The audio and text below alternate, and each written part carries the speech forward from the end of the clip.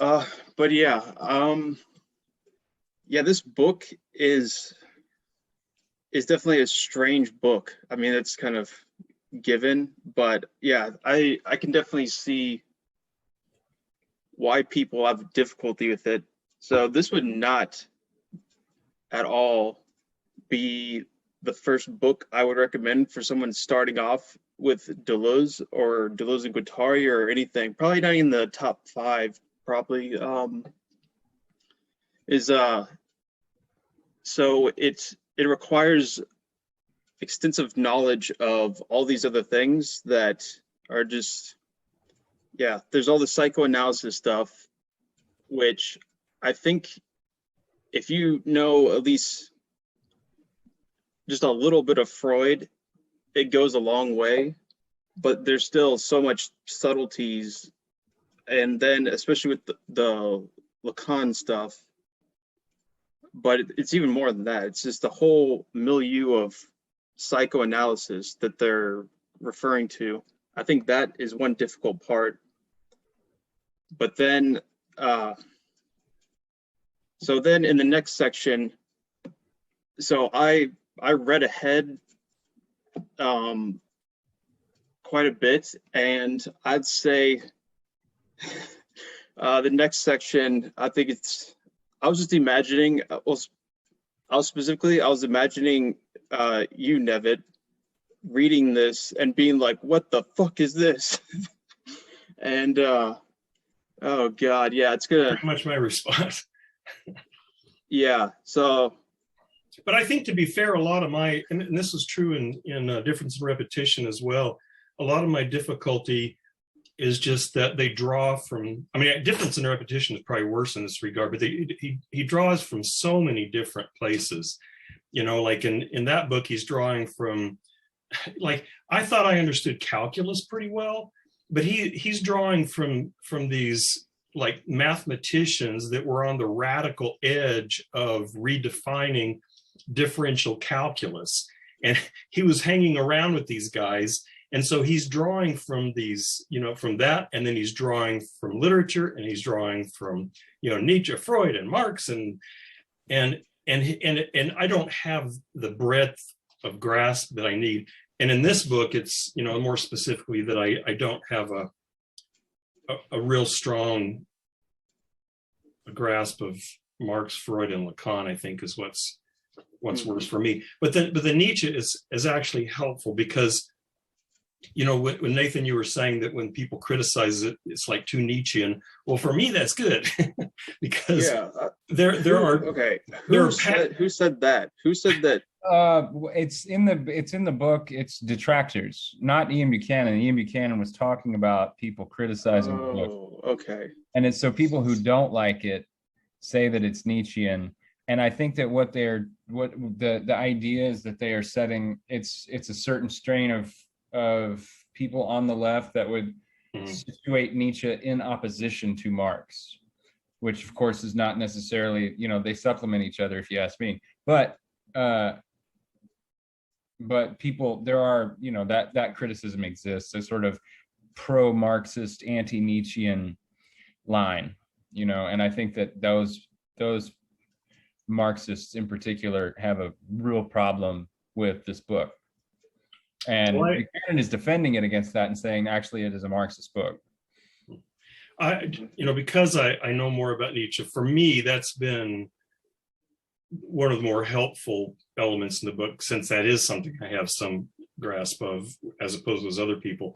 And I do, I mean, I you know, and Chase could speak more authoritatively to this, but I do see Nietzschean elements popping up all over the place. I mean, they mention his name a few times, but even when they're not mentioning his name, you know, I see Nietzschean ideas coming out here and there. And, you know, on Discord, that was one of the things I was asking Chase, can I think of what they say about, you know, desiring production in terms of will to power? And so they do seem to draw in some significant ways from Nietzsche. Right. And I there were parts of it, I don't know if I marked it or not. I may have, there's something that they were talking about where they were critical of psychoanalysis. I know obviously Nietzsche was writing before psychoanalysis was existed, but that whole idea, I don't know what it's called in Nietzsche, but maybe you guys do, where he's talking about something like the forgetting man. Do you know what I mean? Like the guy, it's like who's able to forget his problems and move on. To the degree that you're able to do that, you're happier. Yeah. Like he doesn't Yeah, regret. that's in the second book of the genealogy of morality. Yes. And So yeah, he says that Nietzsche says that there's an active power of forgetting, and Right. that's contrasted with ressentiment and all that, which is connected with memory traces and whatnot. right, which is, so that philosophy is in direct contradiction of psychoanalysis, which is you want to remember your shit and say it, and that's how you get over it, is to make the unconscious, the repressed unconscious, conscious. So it's the opposite of the forgetting man, where it's like just be done with it and move on, just forget about it. So and I think that there was some part, I could find the reference if you guys want, I just have to look for it, but where they're kind of talking about something along those Nietzschean lines, right? Like it's this thing about how psychoanalysis is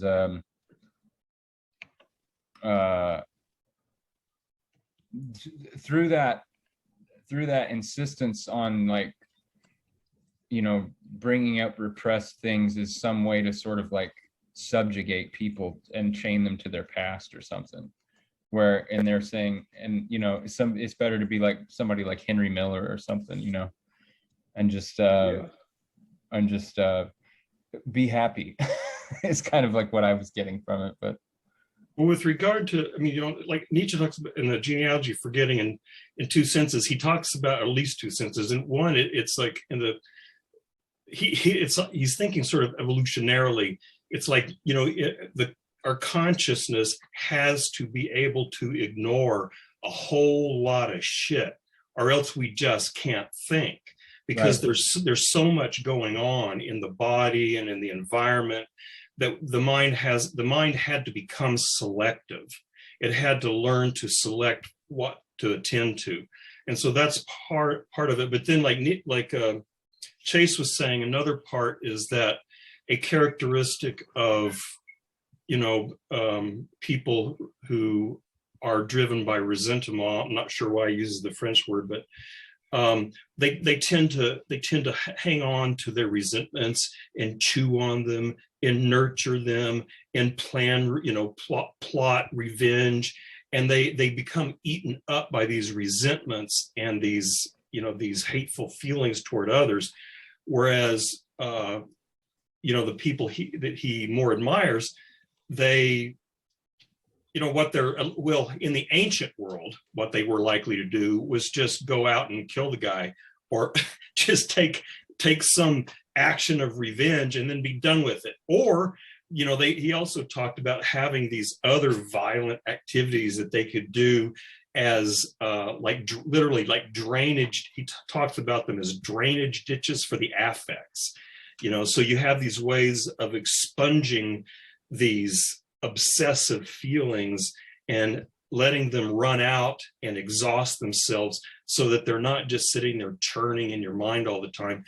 I'm not sure. I'm actually in a contemporary context, you know, maybe Chase can remember. I'm not sure what he would say, but as Chase said, it's this contrast to obsessing about, you know, people who've done me wrong, or, you know, like things like, I really, you know, like I'm guessing, you know, like the whole thing about, we're all pissed off at the rich and powerful, you know, because and I mean, I'm pissed off at the rich and powerful. I'd kind of like for them to pay their way or whatever. But you know, I'm wondering if Nietzsche would say something like that. It might be resentment, at least to the degree that it becomes this sort of angry obsession where I become resentful of that. And who was it that said Americans think they're all temporarily embarrassed millionaires? You know, that we really all think we deserve this, and that we are put upon because of that. And so, you know, it's that kind of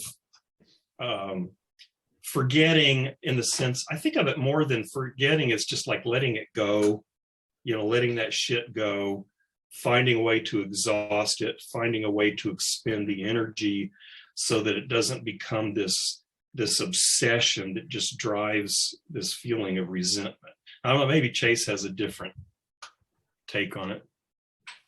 No, that's pretty much how I interpret it. But in so Deleuze's book on Nietzsche and philosophy, the fourth chapter, it begins by talking about Nietzsche's idea about memory, and he directly compares it to Freud's and says that it's pretty similar to Freud's, except like Nathan, like you were saying, the idea of the cure is what is totally different.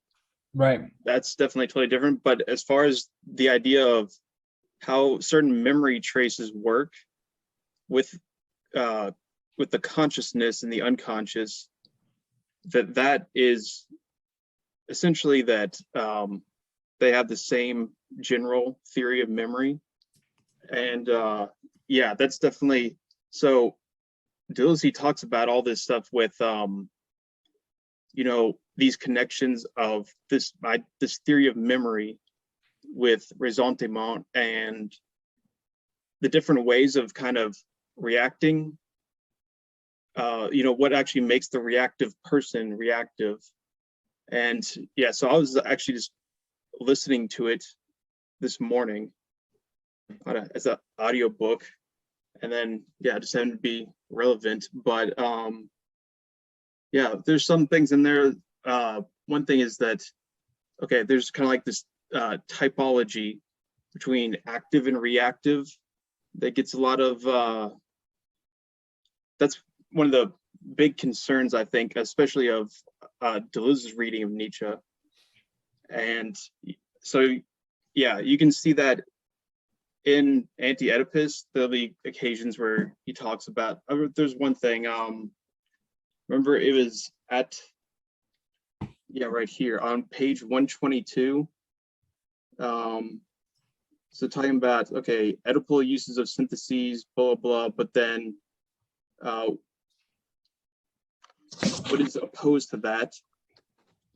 Very powerful forces that are, so this type of the Oedipal uses, powerful forces are required to defeat the forces of desire, lead them to resignation, kind of like the ascetic idea, the ascetic ideal, lead them to resignation and substitute everywhere reactions of the daddy mommy type for what is essentially active, aggressive, artistic, productive, and triumphant in the unconscious itself.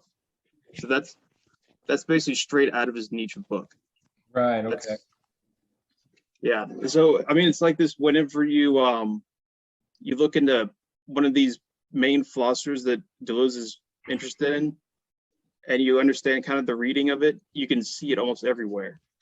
I mean, of course, it's emphasized some people more than others at certain times, but Nevin, in terms of your generally, yes, I believe, yeah, it was 122. But yeah, I think that reading of Will to Power and whatnot, I think that is a pretty good way to do it. It's definitely there's still some differences that I think would be, I don't know, it's kind of hard to say, except that he will kind of make the comparison himself in the third chapter, is or they're going to quote Nietzsche at length and position all these different elements from the genealogy of morality with what they're saying, and basically give you like oh, this the founders of the state, they correspond with, you know, the overcoding of the primitive territorial socius, the machine. And what are some other ones? Okay, yeah, so another big one is has to do with this memory, is this idea of, so in book 2, Genealogy of Morality, which I think we should read that, like have a separate meeting or something where we read that and discuss it, is it's very important for, I think, this whole book, but especially this third section coming up. But the part about, what does it take for people to get a memory to make them, in some sense, civilized, capable of making promises, capable of, having their word really mean something. Yeah. So that part is going to be essential, because that's going to be that's going to be this first Socius, the primitive territorial circuit. That's going to be this first one they're going to detail. It's going to be connected with that. So social production in that case, inscribing, it's going to be done now, essentially on bodies, pain to give them memory. And so yeah, that's going to be fun, but they're both directly using Nietzsche as a reference to all these things, as well as a lot of other things. I think Derrida has also mentioned somewhat, in the sense that they're going to talk about not just this idea of kind of marking on the body, but also there's connections with the voice and, meaning and signifiers and whatnot, saying that basically it takes the despotic overcoding, which is kind of the next machine, in order to get this kind of one-for-one signifier kind of thing going. But anyways, get ahead. So, but yeah, the genealogy of morality and Nietzsche in general, I think is very important for this. Yeah.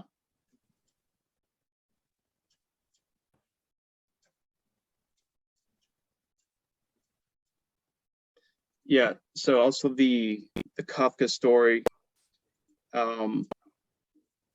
What is the penal colony? Yeah, they also talk about that too. I just put that just because it was because when you were talking about that, it never occurred to me. I don't know why, but that parallel never occurred to me. But maybe it's because of all this inscription.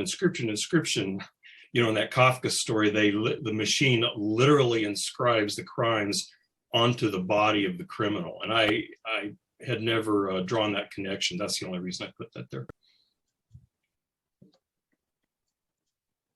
Yeah, so Joey's talking about literature, which I thought that was a really interesting part, the literary machine. It's towards the end of the process one. It's pages 132 and 133. And then somewhat on 134. Okay, so I'm not sure if there's anything specific. Okay, so one thing I think kind of maybe a helpful background with, I don't know, maybe it's just interesting in terms of literature and Deleuze is you'll find that he's really into Anglo-American literature, or as written here, strange Anglo-American literature. There's another constant throughout all of his text is tons of literary references to Anglo-American literature. And so Deleuze's wife was a translator of English literature into French, of course, specifically D.H. Lawrence. And I think that somewhat explains it, but really he likes the idea of, he likes Anglo-American literature. And yeah, literary machine. Yeah. I just want to ask here too, like I like this passage. I mean, Malcolm Lowry, Henry Miller, Allen Ginsberg, and Jack Kerouac are all close to my heart. And where is it? I mean,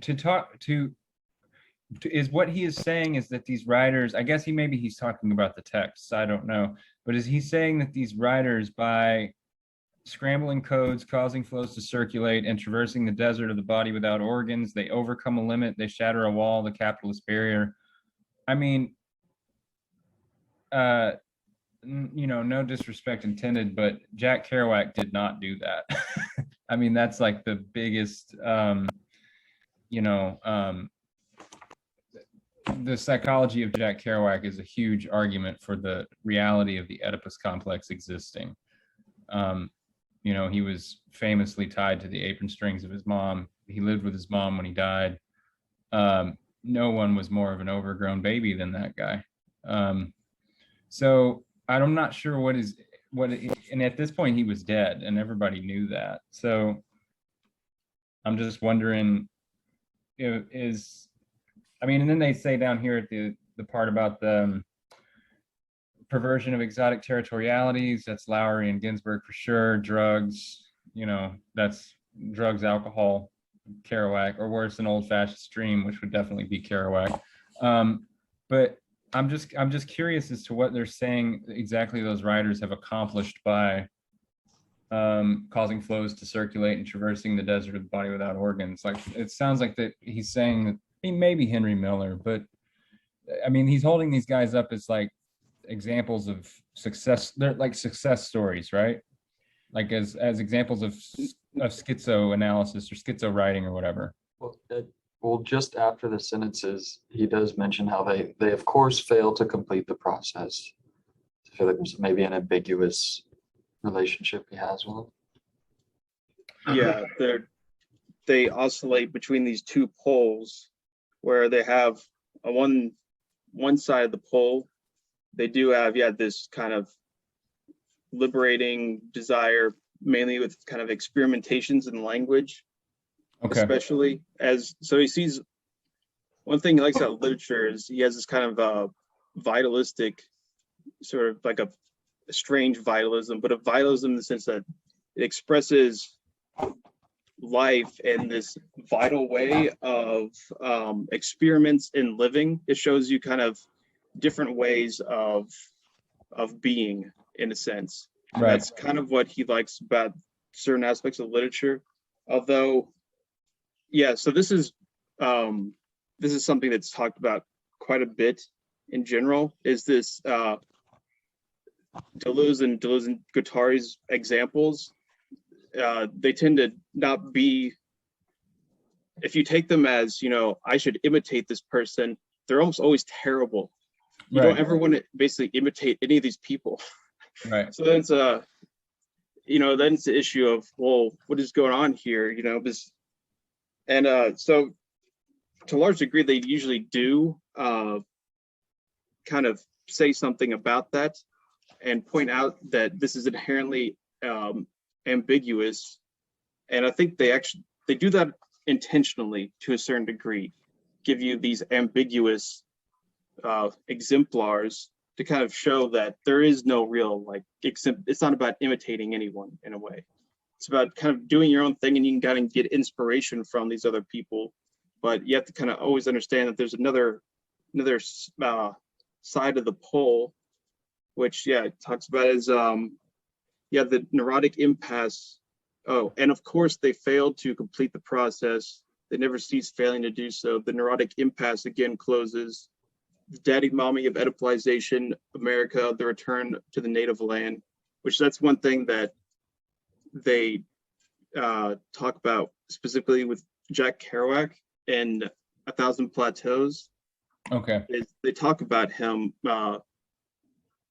that he kind of, there's one side of it, this idea of kind of like traversing America and on the road, that's liberating in some aspect, but then he makes this mistake of then turning into this kind of search for roots and all this stuff, and they think that is not the way to go. which kind of connects with the whole active power of forgetting kind of thing. They're getting away from roots, you know, tear up your roots, rhizomes. Yeah.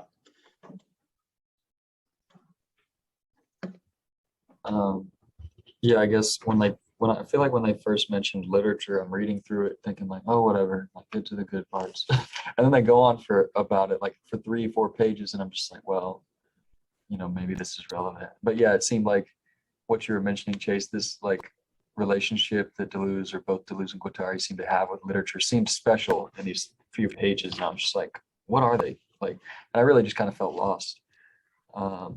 There's Like, I guess some ideas, and to me, it maybe seemed like they're just talking about how like literature is failing to do maybe what it could do. And the phrases that were sticking out to me on the bottom of 133, they talk about reduction of literature to an object of consumption, conforming to the established order, incapable of causing anyone harm. They go on 134 in the middle of the page. They say like edible form of literature is its commodity form. And then like, I thought this was interesting, but I wasn't sure what to make of it when they get at the bottom of that full paragraph on 134, talking about like process versus like end in itself. And I think this is maybe where I started to realize like, oh, this section's called the process. Like, what are they talking about? But this idea of like process versus end in itself, and like writers being sellouts. Yeah, I kind of didn't really know what to make of the literature relevance.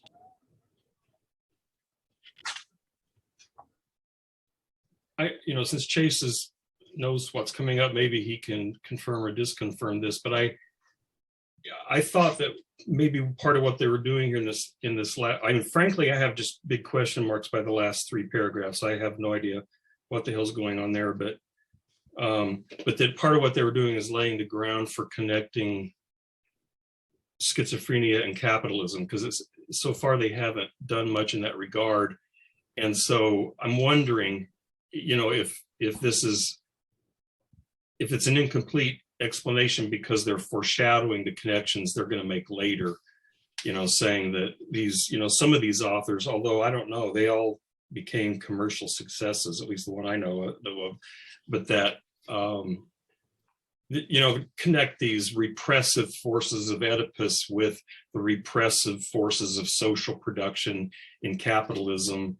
And so I just took it as, I hope that they're just sort of pointing ahead, because they've done that before.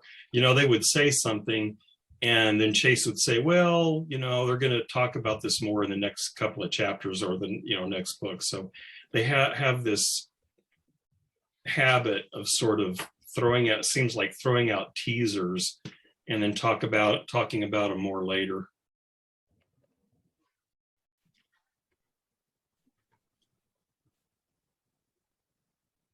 Yeah, there's so Deleuze is really good at giving these kind of a condensing arguments, condensing things, and then somewhere later expanding them. A lot of his books, though, it's kind of I think this is what gives them a lot of depth, is that he almost never explicates everything. The idea is kind of throw seeds out there and then make the reader essentially plant the seeds and look it up and try to figure it out.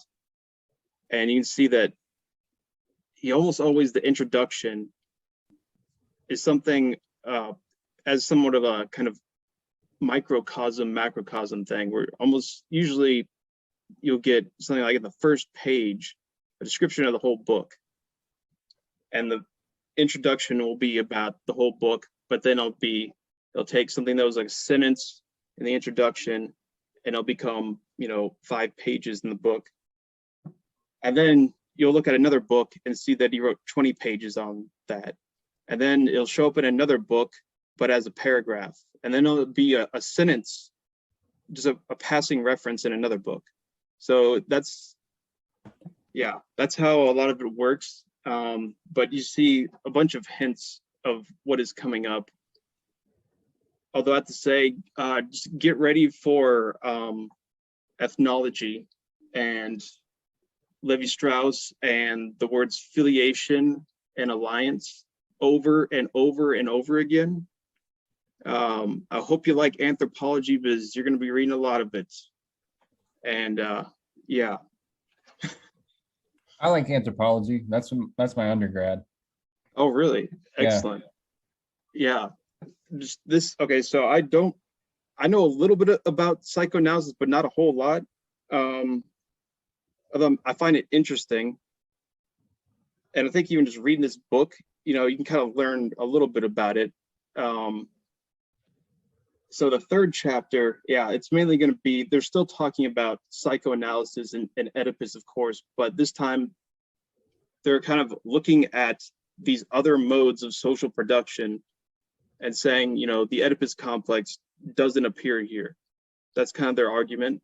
And so they use a lot of this kind of field research into tribal societies and whatnot. And yeah, I think it's interesting, but a lot of it is kind of, it's a little exhausting. I'll say that. And they're building on Levi-Strauss, you said? Mm-hmm. I mean, of course, they criticize some of his ideas. I think especially the primacy of exchange versus the gift economy idea that Marcel Mauss, is that how you say it? I don't know. Yeah. But yeah, we'll get there, I guess. Although, okay, so this literary machine thing, I think this part is pretty interesting in the sense that, so he has this kind of, or they have this idea about what literature as a machine can do. It oscillates between these things too. There's ambiguity, no doubt. But then I thought this part on 133 is interesting of talking about kind of, well, how do we interpret the literary machine? Oh, yeah, Daniel Graeber, is that his name? Yeah, Ripley just mentioned something in the chat. David, yeah. I've heard that his books are pretty good. Anyways, but yeah, okay. Sorry, getting distracted. So the literary machine, you got interpretations of it, but then they're saying, okay, there's a lot of ways to interpret it that kind of takes away from its revolutionary potential and whatnot. And I thought this was quite interesting. There's some good parts in here. So yeah, I'm just gonna read this. This is great. A stream of words that do not let themselves be coded, a libido that is too fluid, too viscous, a violence against syntax, a concerted destruction of the signifier, nonsense erected as a flow, polyvocity that returns to haunt all relations. How poorly the problem of literature is put, starting from the ideology that it bears, or from the co-option of it by a social order. People are co-opted, not works, which will always come to awake a sleeping youth, and which never ceases extending their flame. As for ideology, it is the most confused notion because it keeps us from seizing the relationship of the literary machine with the field of production. And the moment when the emitted sign breaks through this form of the content that was attempting to maintain the sign, then the order of the signifier. Something Engels talks about Balzac, funny name. Anyway, how an author is great because he cannot prevent himself from tracing flows and causing them to circulate, flows that split asunder the Catholic and despotic signifier of his work, and that necessarily nourish a revolutionary machine on the horizon. That is what style is, or rather the absence of style. Asyntactic, agrammatical, the moment when language is no longer defined by what it says, even less by what makes it a signifying thing, but by what causes it to move, to flow, to explode, desire. For literature is like schizophrenia, a process and not a goal, a production and not an expression. Yeah. I was gonna say, Quite a I bit there. kind of had thoughts there too, because I still don't really get, and I'm not familiar with any of that like signifier language. So I feel like every time I see that come up, I'm like a little in the dark. So like, for instance, when he says, attempting to maintain the sign within the order of the signifier, is he kind of saying that like lack of style when language is no longer defined by what it says? Would that kind of be like a contrast, like as if like there's a sign outside the order of the signifier? I guess I'm wondering, like, what does it mean to say maintain a sign within the order of the signifier?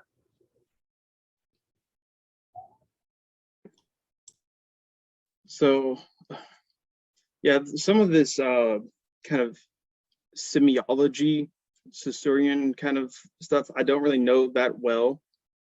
But I think what that means is that you would look at almost a kind of like a dictionary definition, essentially, of what the word means in a very restricted sense, and kind of leave it at that. That you got the sign, you got a word. What does it mean? Usually it points to some kind of a concept, and then kind of sticking it there just within that. I think that's the idea of kind of putting something and fixing it to this order of the signifier. Because normally you could say language has something, or signs, words, whatever, they have a kind of polymorphous sort of use where they can go past even kind of what we would think of as meaning and have other effects in some way. I guess like when I hear that, I'm thinking like, again, just referring to the whole language is no longer defined by what it says. And when I think like production and desire, and this like the shots they keep taking at ideology, which I still kind of feel like I don't quite understand, but I maybe have like an idea. But whereas like the words I'm using, I'm not using them like according to a dictionary definition, but as a way to like produce a result, to like affect someone or myself. And when they say desire, I mean, I'm like wondering for myself, it feels at this point, like I'm like, when they say desire, how does that relate to the unconscious? I almost like, I don't know if it's like a mistake. I feel like in my notes, a lot of times I'll be like, desire like is almost unconscious. Would I say that? How does that fit with everybody else? Okay. And that's kind of when I say like this, like language almost by no longer defined by what it says, almost like there's this like desire use underneath the kind of like content, the meaning of the words I'm saying. And I guess I'm also just referring above when they mention this kind of like confused notion of ideology. They mention ideology a few times in like previous sections we've read. I'm kind of wondering like what are they like resisting when they kind of like take shots at ideology? I think that they're using the word ideology in the Marxist sense, right, Chase? Yeah. So like, Yeah, I think it's basically the beliefs that are kind of inherent within it. So if ideology would be almost kind of I don't think it necessarily have to be conscious beliefs, but so I think they connect ideology with the idea of pre-conscious interest. well, yeah, the thing with ideology is that it's I think that like one of the like at least the Althuserian sense of it, you know, if not just totally, but I mean it's in the German ideology that Marx wrote, but it's passing things off. Ideology is what passes off as natural, what is actually just historical. So it's sort of like this. It's trying to act like it's when people think that things are just the way things are, when it's actually a construct, you know, based on various historical factors. At least that's what I took.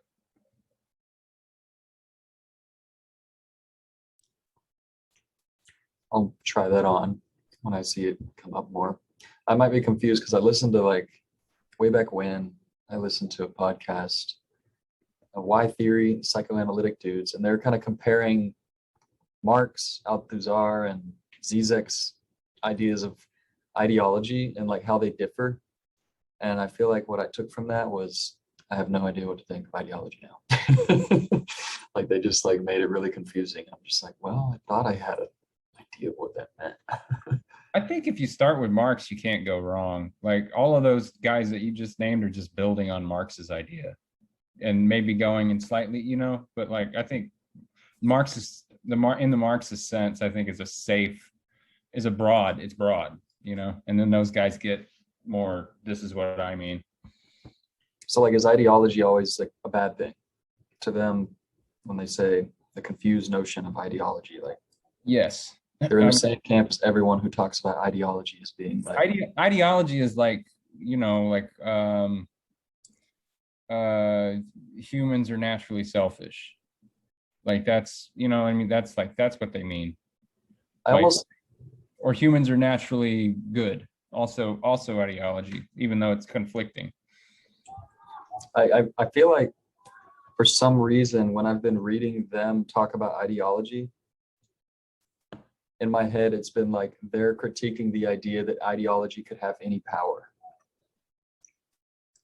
As opposed to, I feel like the sense I've gotten from other people is just like, oh, that's ideology. And that, you know, that's bad. Let's move away from it. Whereas I feel like I've read them as saying like, the idea that ideology has any sway on us is silly. I don't know why I think that. I guess maybe that's why I was reading into ideology a little bit more, because it felt like they were trying to say something deeper about ideology, but maybe not. I don't know. Chase, do you think so? Yeah. So this is I think they really get into this in the 4th chapter. And also in 1,000 Plateaus, they really hit this point home. I think it's probably even somewhat exaggerated in a polemical sense, and that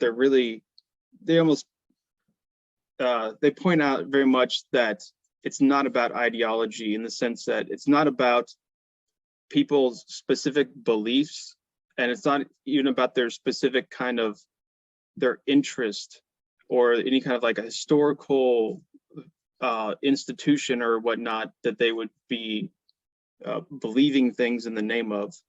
And kind of, I mean, I think you can see that if you think of it as almost a kind of like you know, almost like psychoanalysis, in the sense of saying that there's unconscious beliefs being manifested in something. So I could say, I don't know, whatever, I believe in God or whatever. I believe in this God, and then someone would say, oh, well, you know, you believe in this God because of these aspects of yourself, blah blah blah, that you're, I don't know, let's just make it up, I don't know, that I'm just like an American, whatever, my demographics, and then kind of connecting those with, you know, that's essentially what's going on here. It's an expression of your ideology, of your beliefs, whether it's been, you know, kind of injected, you know, by some kind of like a capitalist base superstructure kind of thing, or if it's some kind of an actual kind of interest that's pre-conscious or whatnot. I think that's kind of what they're getting at, in the sense that this is another way of saying that it's not about what is kind of conscious in a very kind of restricted sense. It's not about what you believe. It's not about ideas. It's about the materiality of desire and the unconscious. And that's So- going to be something that kind of goes past, or even kind of undergirds what would be conscious or any kind of beliefs. And those are going to be something that are going to be more secondary to desire is fundamental. So maybe the idea I'm hearing is that maybe it's the kind of misconception that like, oh, you have the wrong beliefs, so you act wrong. And like I need to fix your beliefs so that you'll act better. And it sounds like they're saying of like the beliefs are always kind of secondary to the kind of material forces.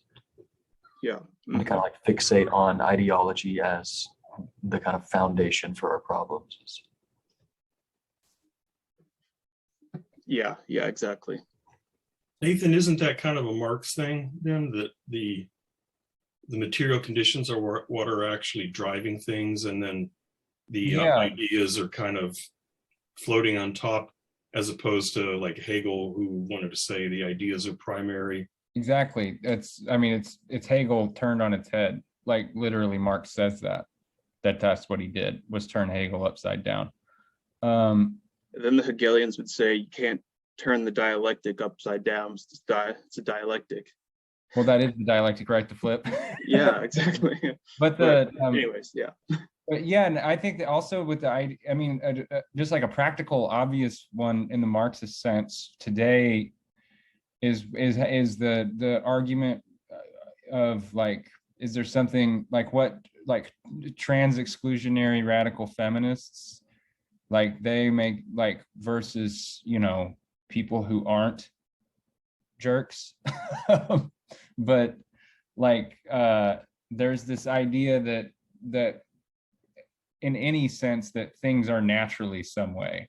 And I feel like ideology in the Marxist sense, no matter what it's saying, is always working to naturalize what it says. Like, so there's just like a natural order to things. So when you hear things like harmony, you know, like a harmony between the sexes, like men are men and women are women, and you know, anything like that, that's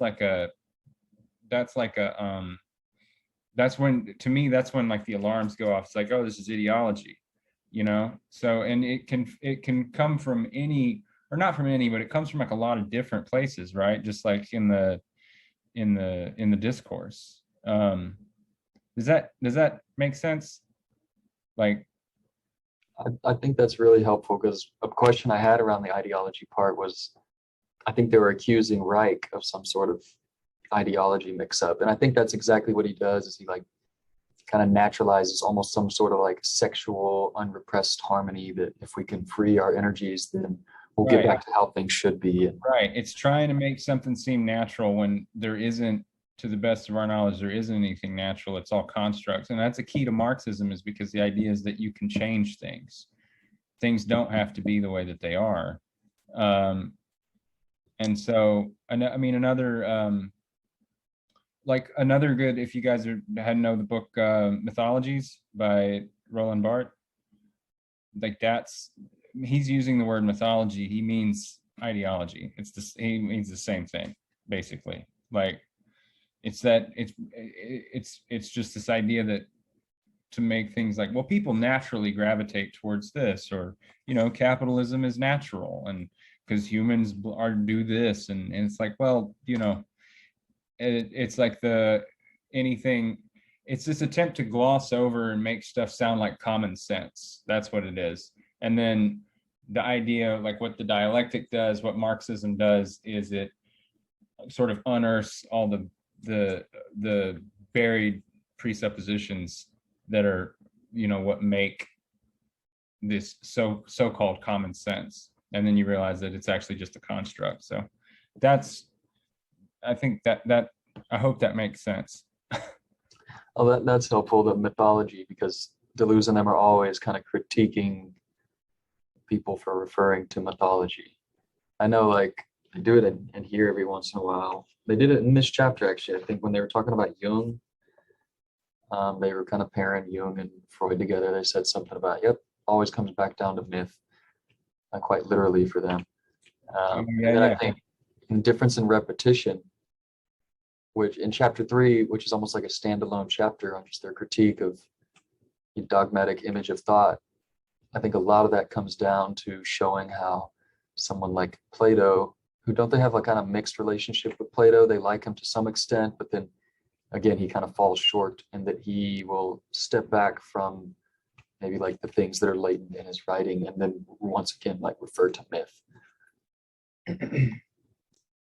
So that raises a question in my mind about myth. Maybe Chase can help, because what I, not being familiar with that use of the word myth, like it being a stand-in for ideology. When I read myth, what I was thinking that they were talking about were like fanciful stories, like closer to, so like Oedipus is a myth, for example, because it's this story, it's this, so I'm thinking of it as something like a narrative overlay that we're using as an interpretive framework, whereas they want to get down to kind of the concrete mechanics of what's happening, like, desiring production, rather than generating these narrative stories that they claim, that someone might claim to have this real power.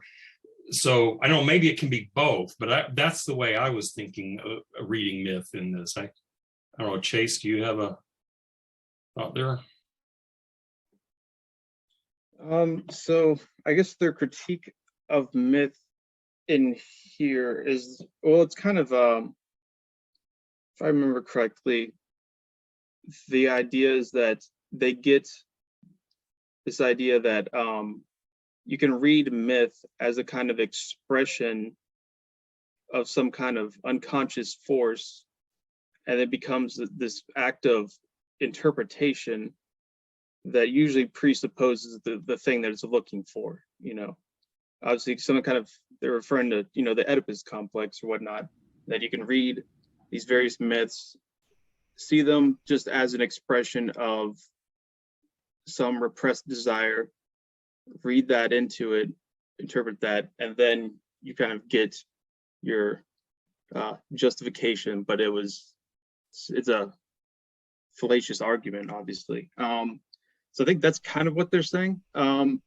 So I hate to complicate it any more than it is, because it is, but in the third chapter, there's a whole new spin on mythology. So get prepared, because there's distinctions with mythology, and apparently you can figure out filiation, intensive filiation of the germinal flux.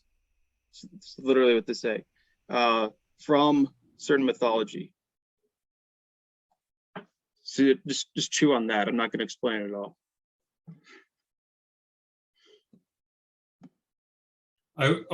Just a comment. I read somewhere, and I don't remember if it was in the book by Holland or somewhere else, but some commentary. Alistair Chase's advisor cautioned me against taking this too strongly, but the claim of this commentator was that Deleuze at least doesn't feel any real obligation to maintain consistency in his vocabulary, at least not across books, and maybe even sometimes within a book. And I can't remember the reasoning, but it has to do with, everything's in flux and these stable signifiers are illusory and all. And so he'll sometimes use the same vocabulary in slightly or sometimes significantly different ways in different contexts, as a way to kind of, I don't know what, decenter the signifier or something. But so, maybe when I say, well, does he mean this by myth or does he mean that by myth? Maybe they would go, eh. So I know you're referring to the Daniel Smith article, but so for the most part, they will try to stay consistent within the same work, although sometimes it definitely gets complicated. I mean, just one example would be, so I remember Indifference and Repetition, for something, I think the first 3 chapters, they use a distinction between real and virtual. And then in the 4th chapter, There's like, ignore everything we said before about the real virtual distinction before. That is exactly what we're not saying, or I'm not saying, because it's just Deleuze. And now it's virtual and actual, and that's the opposite of real and possible. And then just from then on, it changes. So I mean, he's saying what he's doing, and for the most part, there'll be something like that, but still, there's going to be a kind of ambiguity, just anyways, by the fact that he's just kind of writing a complex book, and that, so yeah, sometimes words will have something of a more or less a common sense idea of something, and then other times something will be used in a more technical term, and it's not always extremely clear. Usually it's clear by the context, but not always. And I think I mean, I can't think of anything specific for this book, but I'm sure it's there. Although, okay, so one thing is the body without organs. That's a concept that definitely changes in every, well, so I would say the three major books that talk about the body without organs, first use would be Deleuze's The Logic of Sense, where he first uses it, means something very different than how it's used in Anti-Oedipus and A Thousand Plateaus. A Thousand Plateaus, very different from how it's used, not very different, but definitely different. Actually, the idea of a body without organs in this work, Anti-Oedipus, is definitely more complex than all of them. My cat is at the door and is trying to get in, so I need to go do that. Based on Chase's comment on the virtual stuff, I don't think they've referenced virtual all that much in this book, have they? But they did mention in this section, and I was kind of wondering if there was like any relevance we could extract from that mention of virtual. That's on page 129. I think it's in the same context as them talking about the fifth paralogism of the afterward. But I just know the virtual is like an idea for his, so I kind of circled it like, is this a learning opportunity?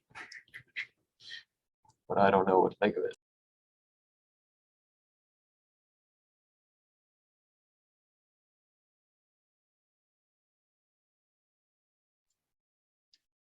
Okay, I'm back. Got the cat. He was meowing and scraping at the door because some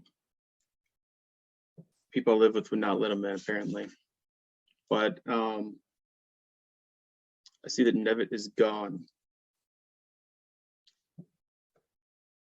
Well, they also mention actual in that same section. It makes me feel like maybe it is relevant. In between the two like italicized paragraphs, the term actual is not used because it designates what is most recent, because it would be opposed to former or infantile.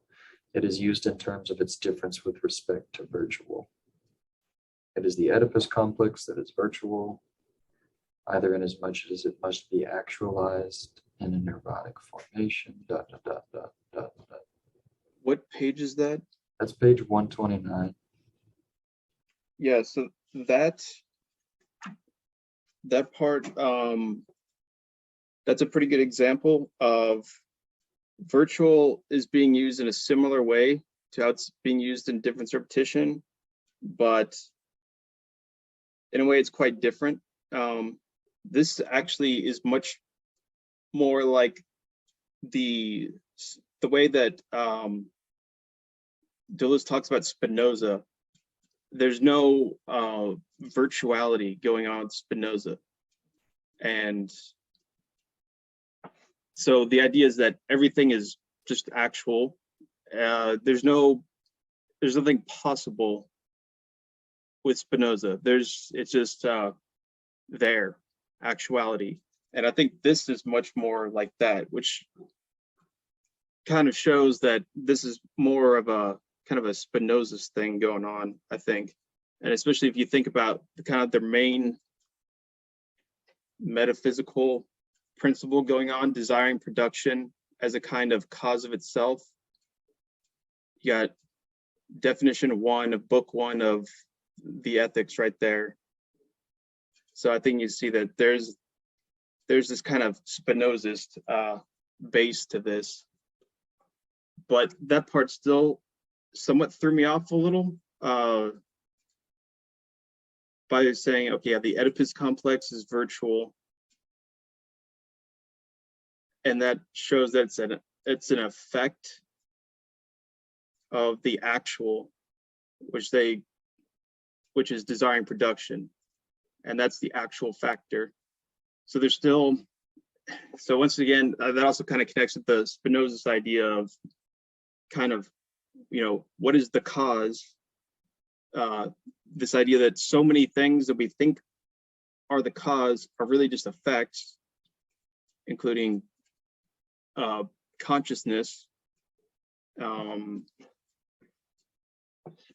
Yeah, so I think that shows more the Spinozist angle, where then I guess it makes sense that virtuality is being inserted here as something kind of as this almost like an imaginary effect to some degree. I mean, I think, okay, so Spinoza, there's kind of 3 levels of knowledge.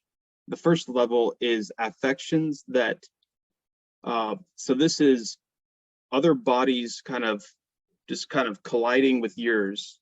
I think of that in a very broad sense, but you kind of construct this kind of imaginary idea of the cause, when really you're just getting the effect of a body. You don't really know what the actual cause is. And in fact, to really get to the cause with a kind of a capital K, or capital K, what the fuck? Like German or something? I don't, yeah. Sorry, capital C. That would be essentially almost kind of channeling back to this substance that is the cause of itself. So this would be this kind of auto-affection, which is another way that he describes desiring production. So I think there's something like that going on with this, with how virtual is being used as a way of talking about effects and whatnot. And, you don't have to, they're obviously trying to get away from the use of an idea being, or imaginary, the imaginal. I think they're trying to get rid of that. So apparently when they're planning this book, or kind of planning how they would correspond, so Guattari had these ideas already about machines and desiring machines and schizophrenia and whatnot. And Deleuze said, okay, let's write a book, but we're going to just completely throw out everything that's already there for the most part, all this Lacanian terminology. Let's throw all that out, and let's just start with something completely new. And I think that's kind of why they're not using something like the idea of imaginary there, where so the imaginary is actually kind of connected with the virtual to a certain degree in difference repetition, although that's really complex. But yeah, I think that's a good example, at least, if anything, of how these concepts change between books and how it's difficult to kind of really get them to overlap. It's almost like every book does need to be treated to a certain extent kind of on its own, but then it does really actually help to kind of know something about what's going on in these other books, which just makes it so much more complex. But yeah, yeah. You mentioned it a couple times, but yeah, the idea of actual factors seems kind of important in that. And I guess that's their conversation, right, about, or that's their point kind of about the family relations not being the actual factors, the actual factors being the kind of historical, social, material condition.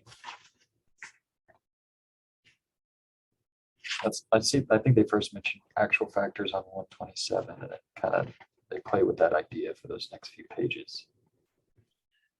I took it in a pretty naive sense, in that just desiring production is at the base of everything, and everything else is an effect of desiring production, which means Oedipus is going to be an effect of desiring production. So I just took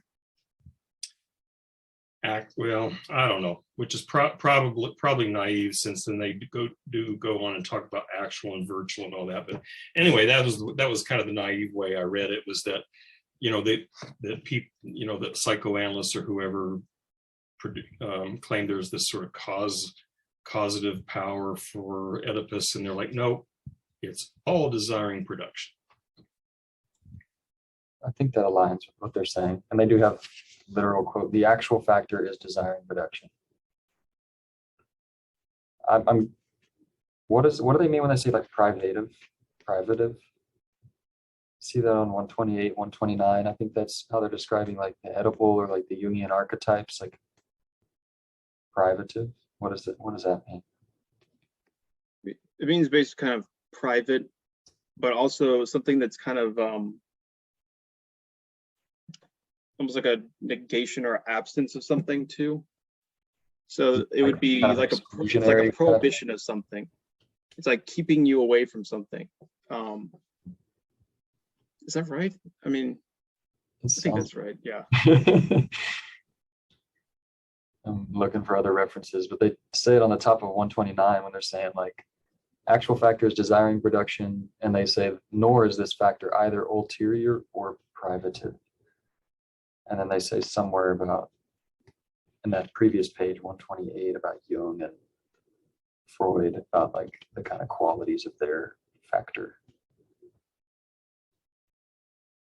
I thought it was really interesting, the whole Jung, Adler, Freud thing, about like Freud's for the young, Adler's for the social, Jung's for like the older person who's in their like ideal phase.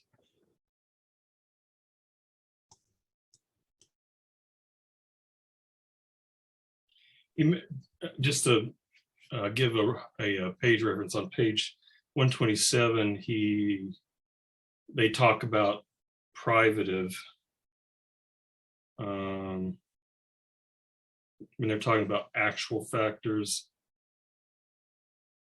First, the nature of these factors: were they somatic, social, metaphysical? Were they famous problems of living? In a second place, the modality of these factors, are they act in a negative, privative fashion by mere frustration? And then he uses the term later. And there's also this, what is it? They pair privative with unitive, is it? And that it's neither one of these. It seems like in this chapter 9, or in the section 8, they were tracing out a whole bunch of different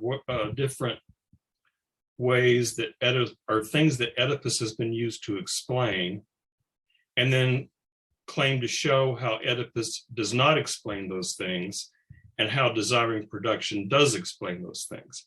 And I thought the private and unitive were among those, but I didn't really understand what that meant either.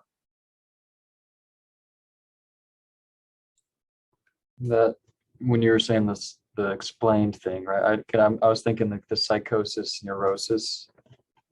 So one thing, Oedipus is like almost as if a response to those, and they're kind of arguing through that section that, well, Oedipus kind of creates the standard in which it uses to kind of distinguish those.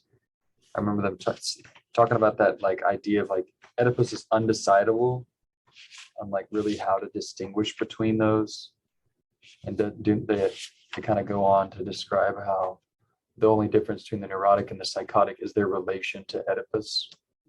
The neurotic tolerates being Oedipalized. The psychotic, suffers at how much, just intolerable to him. I found myself doing that a lot in these chapters. We haven't mentioned it, but like of trying to figure out like what are the differences that they're kind of pointing out about the neurotic, the psychotic, and the pervert. That they talk about neurosis and psychosis. Which part were they talking about? The pervert? Oh, I guess earlier, right?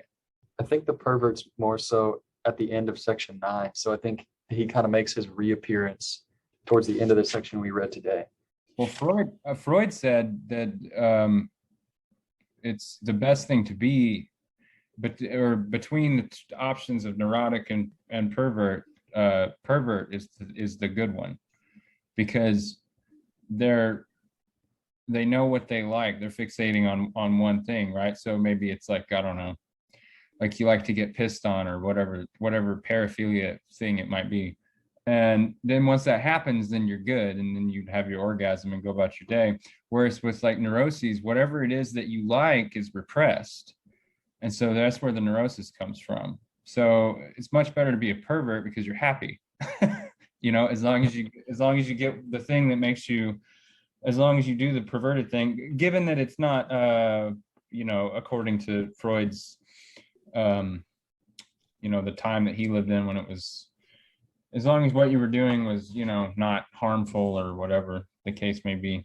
And that always changes, of course, but they don't seem to touch on that too much in this book. But it seems like that they would back. It seems like something that D&G would back. You know, I feel like I was getting that sense. Like the kind of the feel. I feel like I was kind of just imagining this little metaphor of the wall, and they're kind of saying like how the psychotic, the pervert, and the neurotic act differently towards it. And the sense I got was that like the neurotic is someone who feels like I shouldn't beat on the wall. And kind of get Oedipalized and just like, you know, just hang out and don't worry about your desire. Like, just, you know, just accept the fact that you shouldn't beat on the wall. And then they say like the pervert's the one who like hangs out by the wall and like sets up camp and creates things along the wall. And then they say like the psychotic is someone who like blows through it or whatever. But yeah, I did think it was like, to me, they were the image that they painted was like the pervert's somebody who like almost like takes advantage of the limit, but doesn't go past it. And I feel like earlier in the book, I feel like that resonated because I think the image I was left with the pervert is somebody who just takes advantage of the system and kind of like succeeds, is like very successful. right, learns how to live in it. Yeah. In a way that's not Oedipalizing or you know, neuroticizing. Yeah.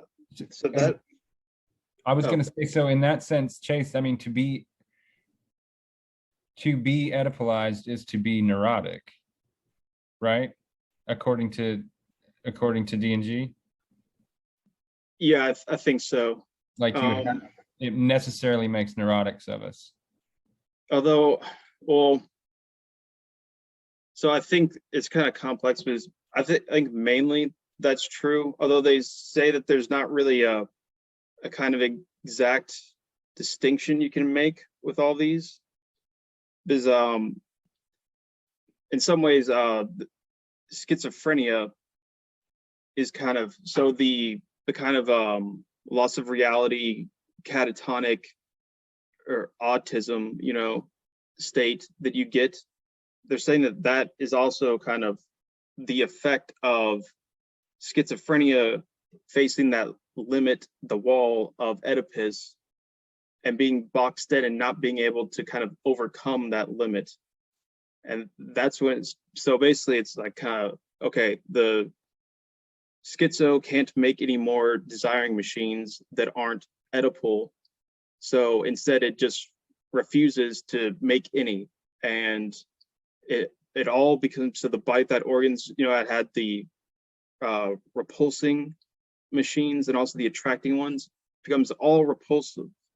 So get everything off me, essentially. I'm just gonna, you know, huddle into my safe space and hide out until there's something to actually invest desire in that's not stupid mommy daddy thing. And I think so that's kind of their idea of at least that as the clinical entity of a schizophrenic. But then, yeah, I'd say the person that is kind of, well, I guess this is kind of one of their points is that, so there's kind of one pole of Oedipus that is neurotic, that, but it's still within Oedipus. It's kind of neuroticized in an Oedipal way. So I think I'm not exactly sure what that would kind of entail. But then there's also this kind of, but if you kind of resolve Oedipus, then that's the other side of it that also kind of continues it. But that would be something like, okay, I no longer want to, you know, mommy, no thanks, I'm okay. Dad, you're cool, I don't want to kill you, you know.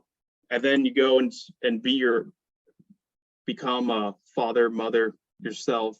I think that's the idea of the resolving it. And then that's to be castrated.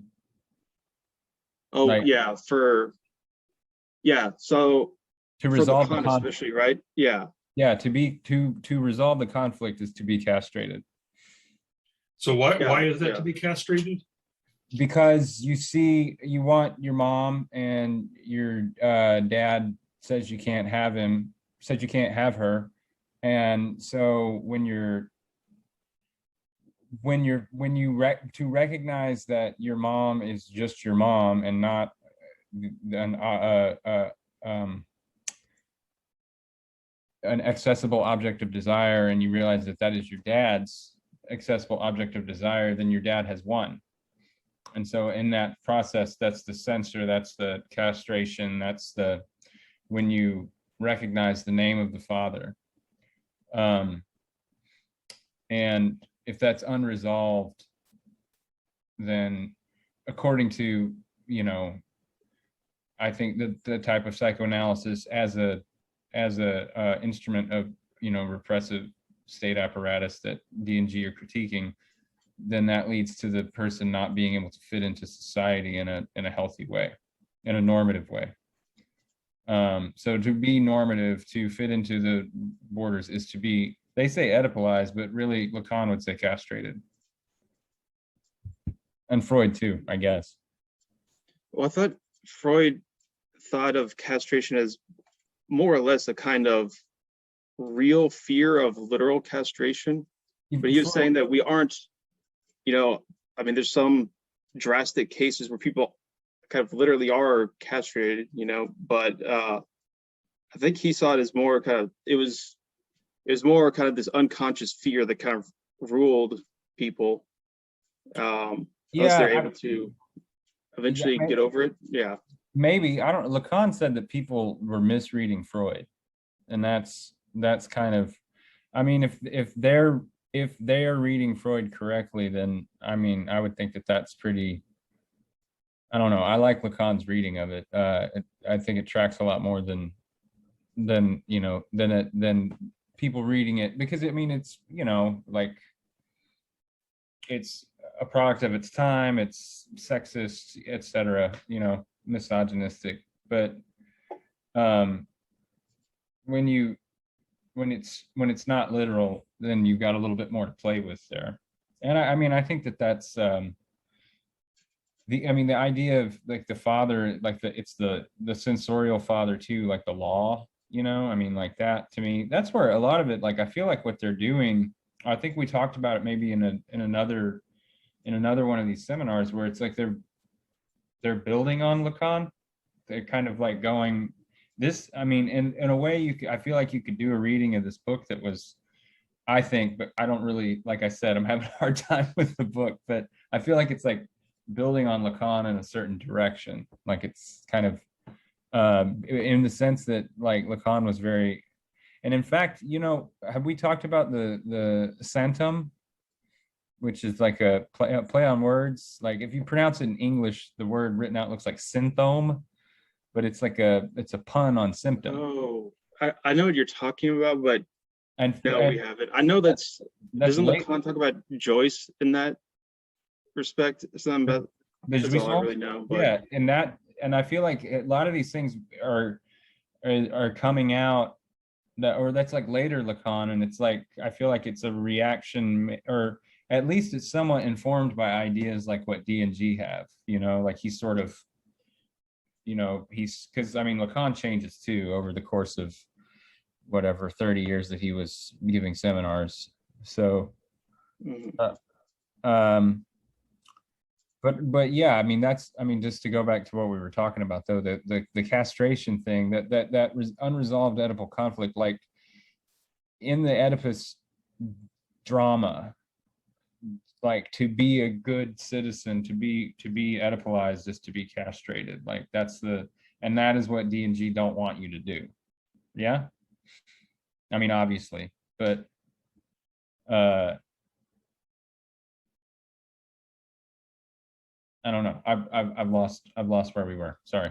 And so the castration is kind of is that typically the offer made to like the neurotic, or just kind of everyone? And like when Freud says like it's better to be a pervert, are those people who like don't need like, are they okay? Like what's the response to like the pervert? I think that Freud was saying it was okay. It was like, I mean, with Freud's sort of buttoned down to bourgeois morality, he would say that it was like, just keep it to yourself. You know what I mean? Like, but he's like, you'll be a healthier person. I mean, he would talk about women being married and how terrible that was for them. And I think that that's true. You know, I mean, at least I mean, that I would like that, you know, and because he started out studying hysterics, right? And one of the things that he said was that, like, you know, if these women that are hysterical that are being brought to him, and they're like young women and they're all upper middle class Vienna, turn of the century, right? And he said that people would be happier to the degree that they were able to be less good. And he thought that being good was something that made people neurotic. And it's the superego, it's the symbolic order, it's the, you know, the cop that's watching us all. So I think that Freud's idea was that the pervert thing was like, as long as it doesn't become this thing that interferes with your ability to fit in a sense, to be castrated, right? Because you're castrated by the superego, or the symbolic order, as Lacan would call it. If you can still be a pervert and get away with it, then you're doing pretty well for yourself. I feel like it just makes me really interested in that difference between, for them, D&G, like the difference between the pervert and the psychotic. At least like the way we're kind of framing it makes me think like, I think the pervert is like the option that appears to be very attractive, like, you know, like to me, but I would think like for a lot of people, and that like they're kind of set up on the edge. They may be able to like consider themselves not castrated, but they're not kind of going past. They're not pushing the limits. They're not like taking that risk, which it seems like with what the schizo does, maybe willingly or unwillingly. And then the idea that the schizo gets like drawn back in behind the wall and told like that's wrong, and just kind of shuts down. Mm-hmm. Yeah. So there's the wall. I think that's a good metaphor that helps in the sense. Okay, so there's one schizo that kind of hits the wall and rebounds. That's your catatonic schizophrenia. Then there's schizophrenia that goes past the wall, the limit. And then perversion is, well, in terms of the wall, they talk about as kind of going across the wall, sliding around on the surface. And earlier they talk about it as, in terms of territorialities, they say that the pervert creates new artificial territorialities along the lines of Oedipus, but almost in a creative way. And I think of as like artificial families. Let's do new families. You know, how far can we get into this kind of this wall of like prohibition, this limit? How much can we actually explore it in a kind of transgressive manner? And that's going to be different though than the schizo who just completely flies over the wall and says, I don't care about the wall. And I think this is kind of similar to something. So there's a kind of a critique of Bataille that Deleuze gives, in the sense of, okay, if you're kind of just having fun with transgression, it's not really that liberating or revolutionary, in the sense that, you know, it's kind of, I mean, it's kind of like your teenage, like, contrarian logic. Yeah, I'm just imagining like someone like dancing on the wall, like not breaking the rules, breaking, like just taking advantage of the rules almost.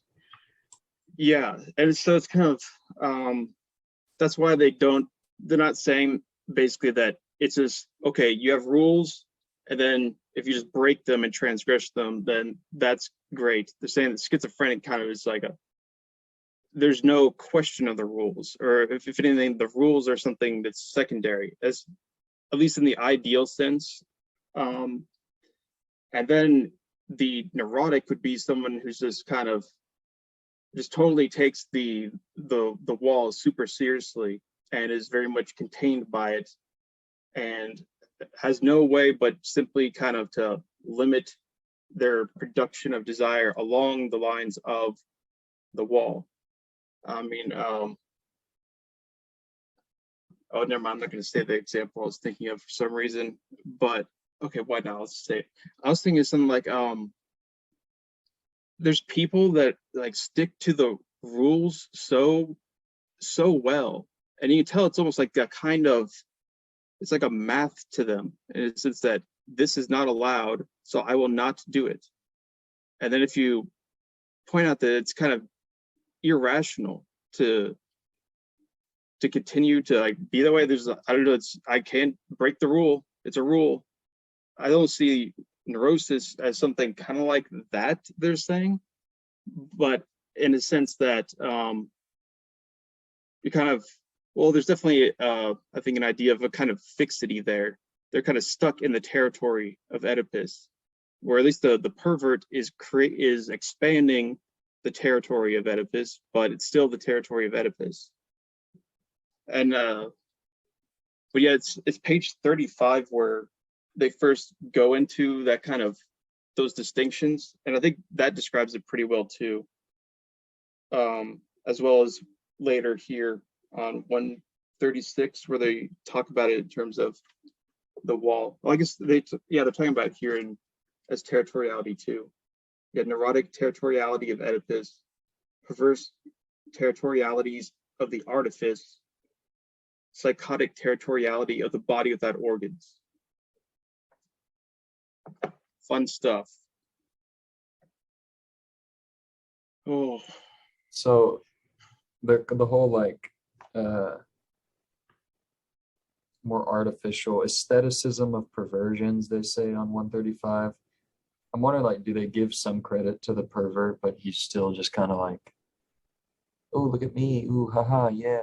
I'm just imagining like the pervert being like a jester who yeah is like I think successful. so. In some of Deleuze's earlier works, there is a kind of something more of a glorification of the pervert.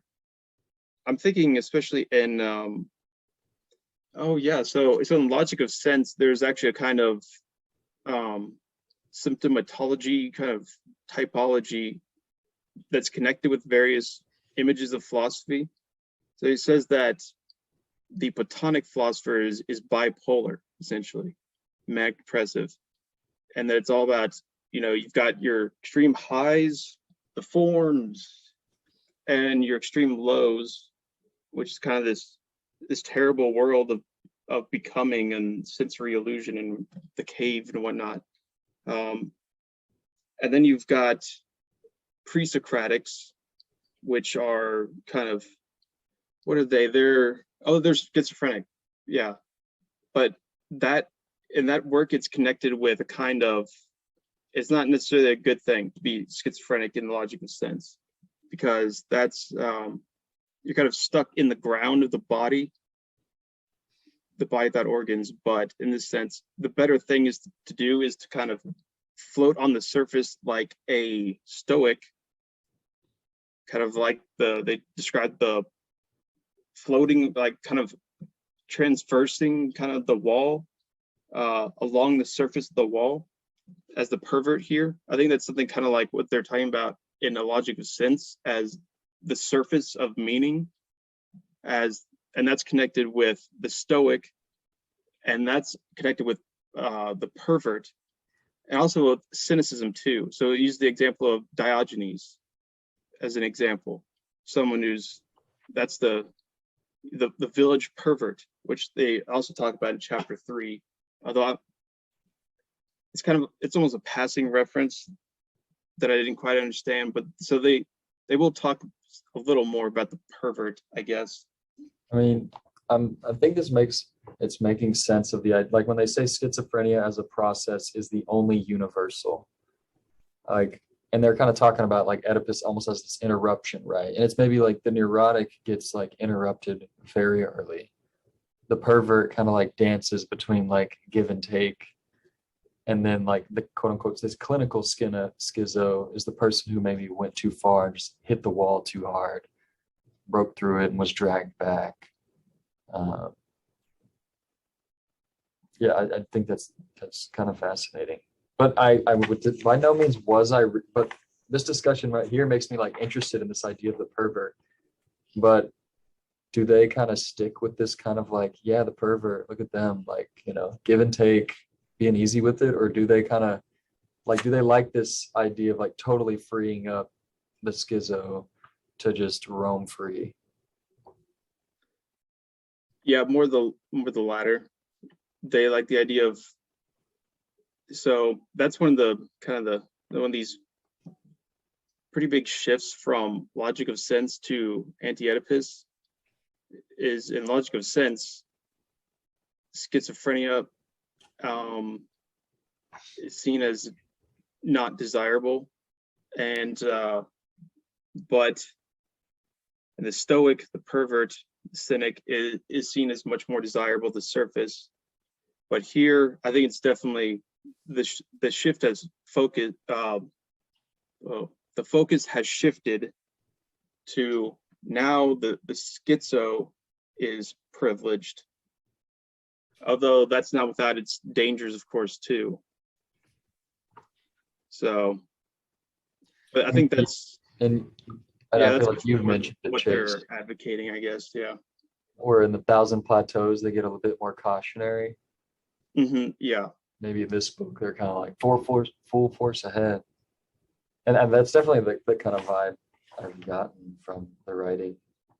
Like only this conversation and the reference to logic of sense has made me like kind of interested in that idea of the pervert. But I think also in the Coldness and Cruelty, the masochism book, there's also a lot of stuff like that in there, which I think there's also talk about perversion as a kind of a good option in some way. I think at least he talks about it in a good way. But I feel like, I mean, so some of the stuff they say here might be worth highlighting about how they talk about the pervert, and maybe like what they're kind of saying, like the shortcomings of the pervert. But I'm looking at the bottom of page 136. And I feel like, because they said this about literature too, that the idea of like taking it as an end in itself. And I think they refer to the pervert in this sense on the bottom of 136. And I'm wondering, like, what exactly does that mean? Why is that like a shortcoming as opposed to like the process? Like sometimes when I think process, it's like, oh, the process is the goal, is the end in itself. And they're kind of comparing the schizophrenia as a process as opposed to taking itself as an end in itself or as an end. I guess I'm wondering like what that means. And I'm looking at the passage that says like sometimes the process is caught in the trap, made to turn about within the triangle, which I guess is the neurotic. Sometimes it takes itself as an end in itself, which I'm seeing like is that's the pervert. And then it says other times it continues on in the void and substitutes a horrible exasperation for its fulfillment, which I supposed was like the schizo. I think that is right. Yeah, I remember also wondering about that, the end in itself. I guess that's the pervert. And then So what was the other thing you were saying is oh, never mind. The Guess relationships I'm wondering, like, of is that a neurosis, like, critique? And usually when I hear like end in itself, like, oh yeah, don't do it for a result. Don't treat other people as means. Treat them, what the phrase end in itself has a positive connotation for me. And I'm wondering, are they critiquing it or do they kind of see that as positive? I don't know. yes, I thought they, okay, so I know they criticized the idea of goals, because it's about the process, but at the same time, the process also has some kind of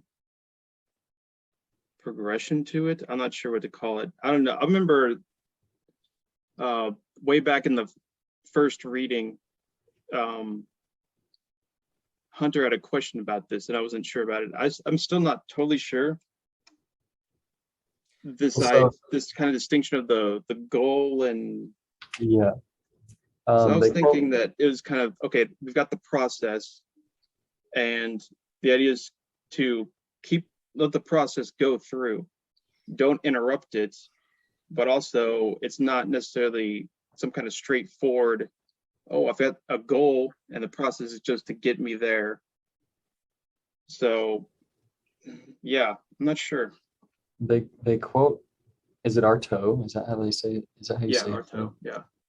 On 134, a little bit below halfway, like towards the end of that paragraph. But they quote Artaud saying, that is to say, any literature that takes itself as an end or sets ends for itself instead of being a process that plows the crap of being in its language, transports the weak, the aphasics, the illiterate. Which made me think, like, and again, when I see, like, considering itself as an end versus instead of being a process, I guess I've always thought, like, kind of equating those. And it seems like there's maybe a subtle distinction that I'm not sure about. To take something as an end versus to think of it as a process.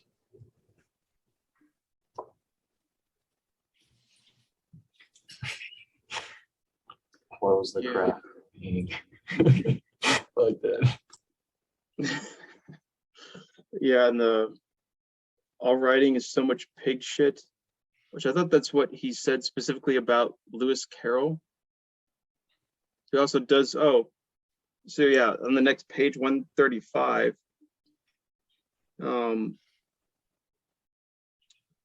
okay,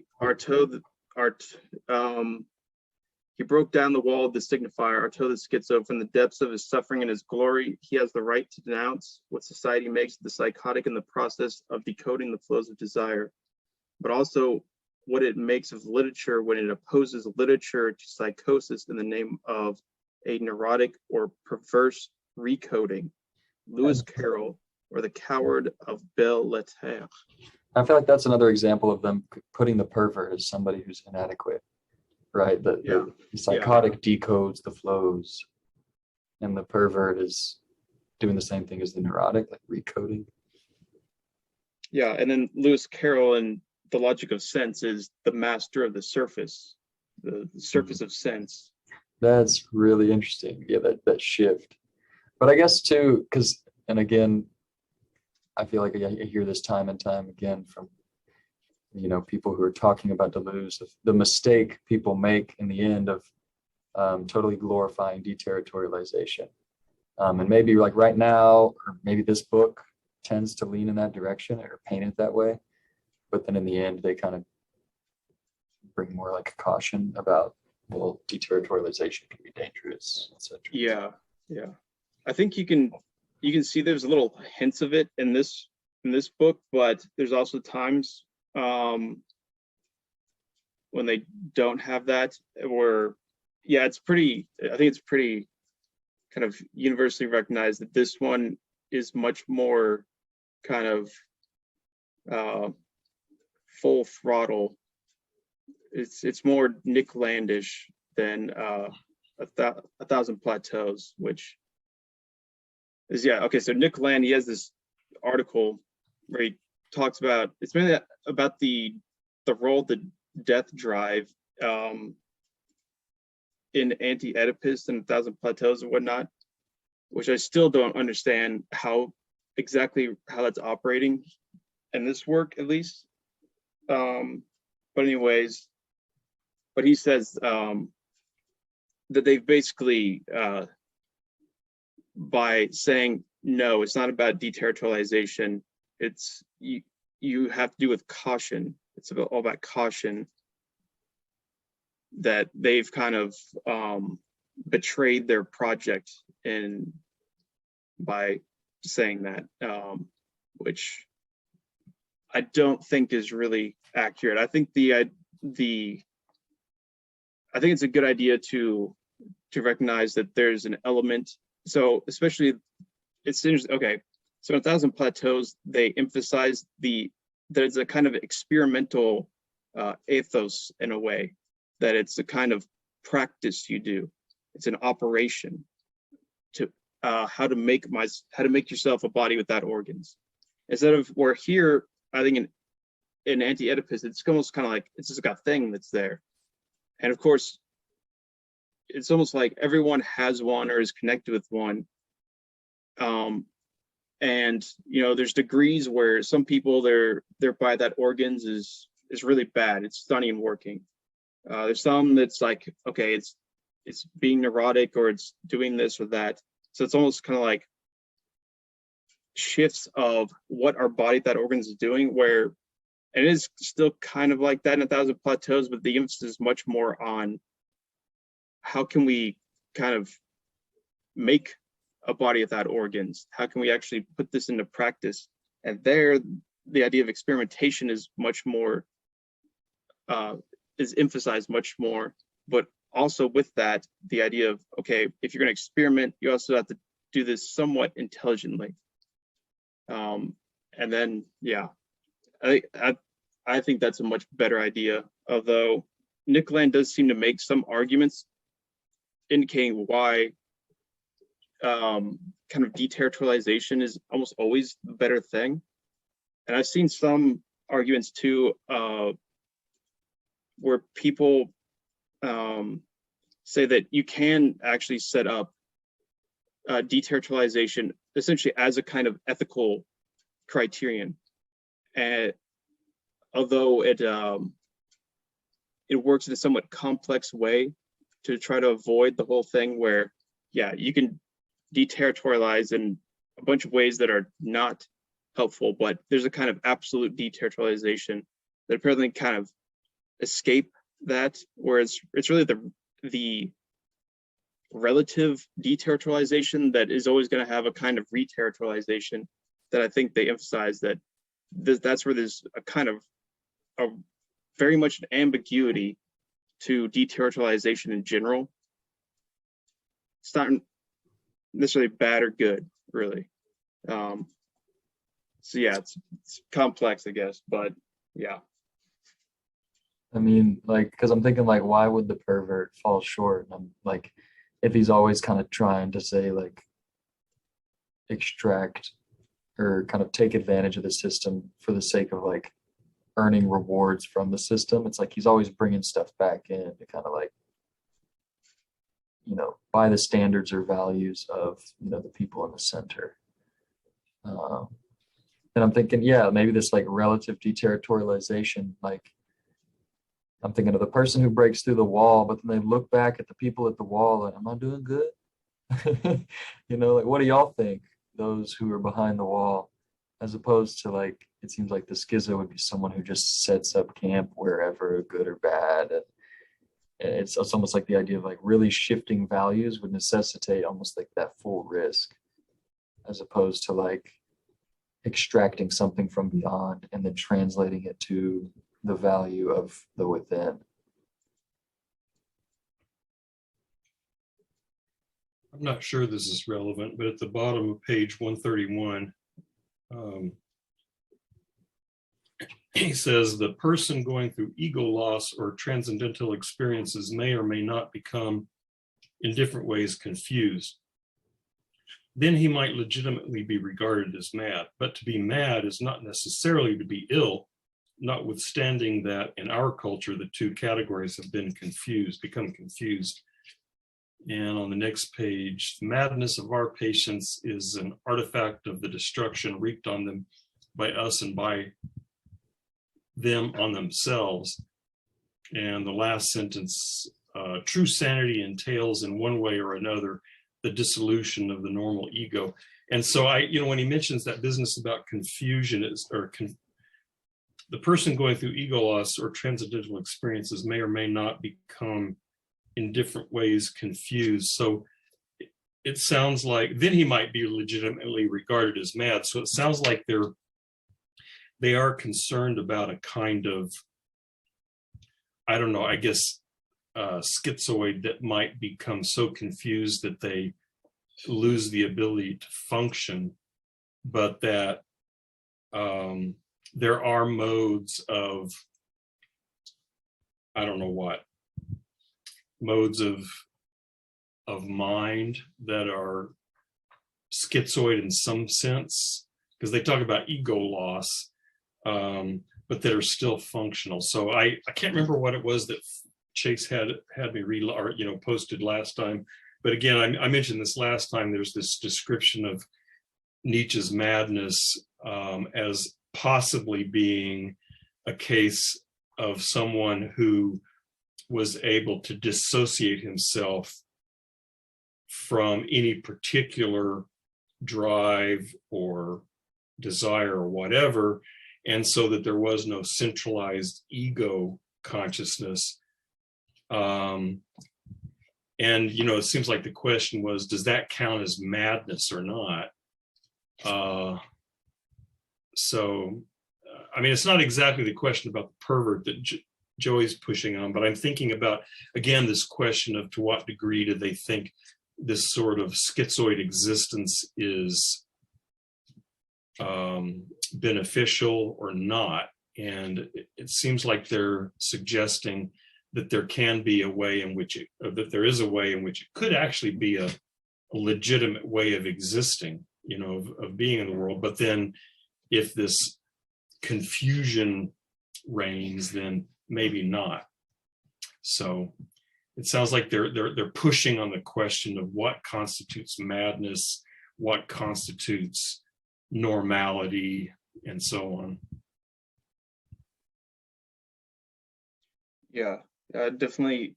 So I definitely think there's an aspect of schizophrenia or even madness that they're saying is beneficial in some way. And then so here I think is a good example of kind of where they are. So they're quoting Lang, he was a psychotherapist, but also kind of involved with anti-psychiatry in a sense. He's kind of, so he had kind of these very experimental workings with people, where he would kind of take them. So people, there'd be like would consider schizophrenic people, and he'd take them and almost treat it as a kind of like a shamanistic thing, and take them on this, a spiritual journey to try, because he thought that it kind of showed this crisis point, and that's how it kind of surfaced. But then you had to kind of go through it, and that's what it really meant. And then he thought that if you weren't allowed to kind of go through what this crisis point of this journey was kind of leading you on, then you would get this kind of clinical schizophrenia kind of reaction, because you weren't allowed to, complete the journey, the process, whatnot. But yeah, I think they definitely believe that it's something viable. Although I think it's still at the same time here and I think this is also where you could show with the examples given that, well, really how exactly, how viable really is this? Because I'm not sure I really want to end up like Artaud or like Schreiber? Probably not. So I think the idea is really kind of, you can only take this somewhat in doses. You can only have, you go on your schizo trip, but come back eventually, and then maybe, you can perv out, along the surface, dive back into the depths, and kind of come back up. So yeah, that's at least sounds like a good way of going about it to me. But yeah.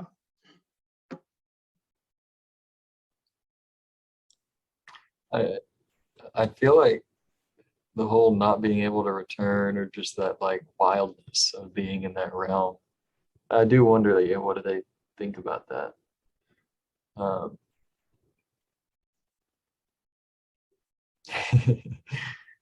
but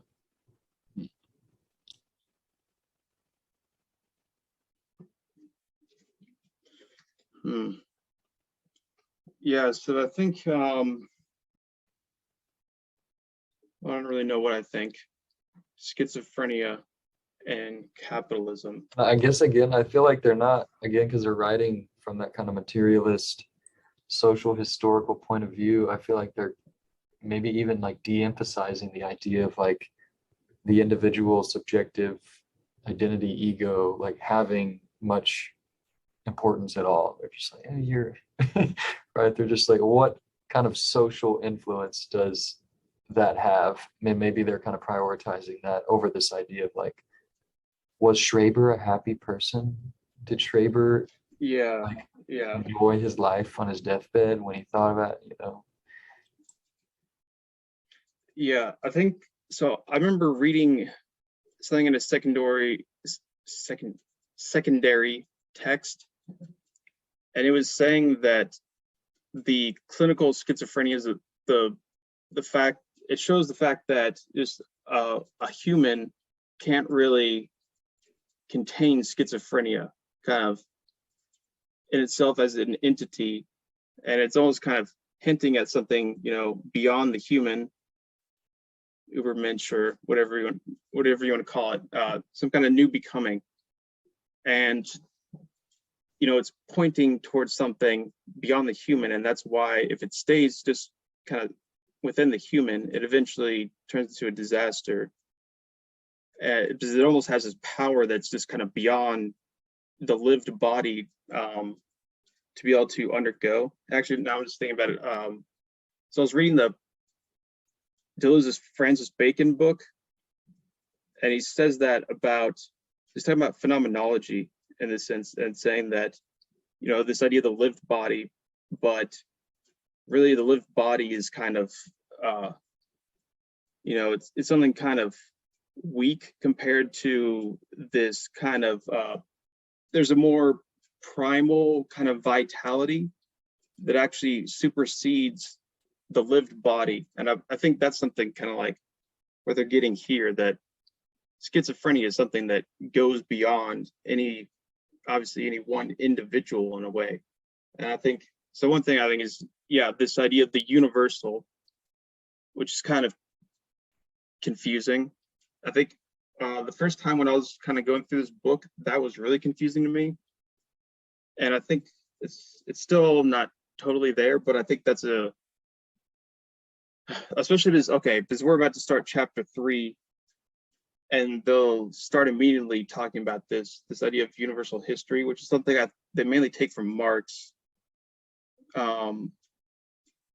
So it seems like the idea is, schizophrenia as this kind of decoding of flows. This is something that's always kind of hinted at in these other historical modes of social production. So you've got the primitive territorial circuit that codes, and you got the despotic territory, which overcodes, but they're all terrified of decoding. Well, that's finally what capitalism does. And that's why there's this idea that all these different historical kind of periods or whatnot, they're not really actually periods because they kind of coexist, but these different modes of social production all in some way kind of presuppose or hint at or reacting against this notion of what ultimately is fulfilled at the end, in a sense, which is the ultimate limit, which is absolute decoding beyond the limit of Oedipus. That's schizophrenia as universal process. So I think it's almost kind of like something like that is what later will be considered this kind of like extreme power of vitality that exceeds the organic and exceeds the lived body and exceeds almost everything.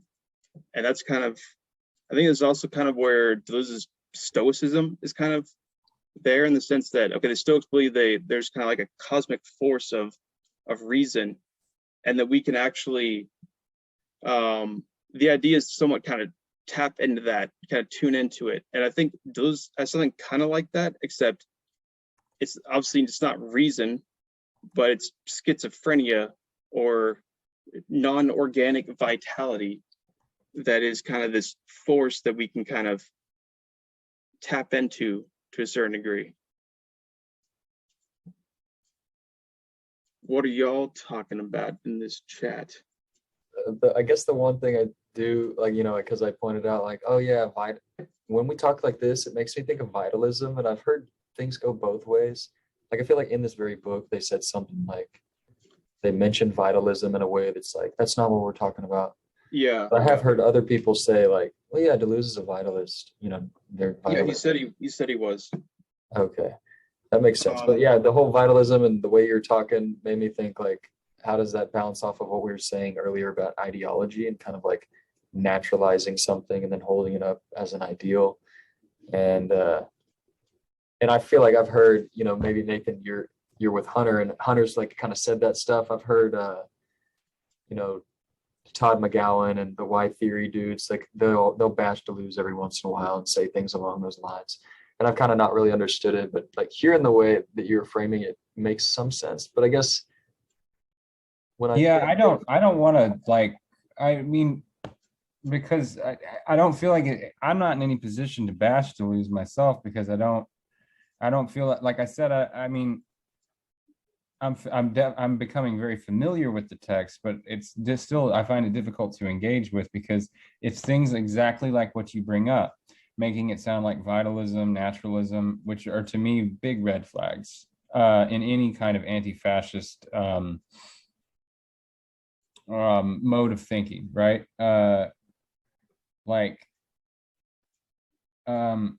And you know, that's just one example, but that would be like when people criticize it by calling it too Nietzschean, right? Because that would be like the aspect of Nietzsche that people think, you know, is responsible for fascism. You know, yeah. Okay, so I'll say the vitalism that he's talking about is a very unusual and qualified version of vitalism. I believe so it. it's almost difficult to kind of just like lump it in with vitalism in general. Is that something he will definitely argue against? So the force, if you say it's kind of like a force or something that he's talking about, is more a kind of transformative kind of basis of things that, I don't know, it's difficult to talk about because all these terms are like the terms that he would not use. Like he wouldn't call it a basis. I mean, he talks about difference as the groundless ground. So he only talks about a ground insofar as it ungrounds itself. Mm-hmm. So it's almost like there's no fixed thing that you could kind of like stick a fascism onto it, or say like, okay, there's like a naturalism, but then there's that's this idea of, okay, what is natural is good, and then, you know, you can clearly see, I think how something just bad would come from that. So instead, if they have something like a naturalism, be, well, what is nature then? Nature is itself something that changes, something, you know, like desire. It's something revolutionary and liberating. So yeah, it's kind of, because I think he has these unusual kind of a very unusual original metaphysics, I guess you'd call it. That's why it makes it kind of difficult to, I mean, just to categorize him, because in a way he does want to, you know, just kind of get rid of categories. Well, that itself is also kind of difficult. But yeah. I'm kind of Chaos just and spinning my systems. mind out right now. Yeah. I got to roll, but this was fun. Indeed. I'll see All you right. guys on Discord. Okay. Thank you guys. All right. See you See ya. next time.